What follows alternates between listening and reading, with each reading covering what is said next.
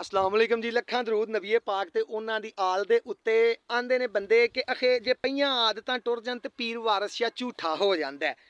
यार इंज ना करया करो। पीर वारस शाह ने जिहड़ी गल दसी है सुनाई है वो गल पूरी करया करो। पीर वारस शाह ने यह आख्या सी कि वारस शाह ना आदतां जान पईयां जिन्ना तीक ना महफलां छोड़िए जी। महफल छड्डिए ते आदत मुकदी है। जदों महफल दे विच ही जाके बहना ते ਉਹ ਆਦਤ ਤੇ ਨਹੀਂ ਛੁੱਟ ਸਕਦੀ ਜਿਹੜੀ ਉਸ ਮਹਿਫਲ ਵਿੱਚ ਪਈ ਹੈ। ਤੁਹਾਨੂੰ ਸੋਬਤ ਦਾ ਬੜਾ ਅਸਰ ਹੁੰਦਾ ਵੇ। ਕਿਸੇ ਚੰਗੇ ਉਸਤਾਦ ਦੇ ਕੋਲ ਝਟ ਬਵੋ ਨਾ ਤੇ ਤੁਹਾਨੂੰ ਆਪਣੀ ਤਾਲਬ ਇਲਮੀ ਦਾ ਅਹਿਸਾਸ ਹੋਵੇਗਾ। ਕਿਸੇ ਸਾਇੰਸਦਾਨ ਕੋਲ ਝਟ ਬਵੋ ਤੁਹਾਨੂੰ ਆਪਣੀ ਲਾ ਇਲਮੀ ਦਾ ਅਹਿਸਾਸ ਹੋਏਗਾ।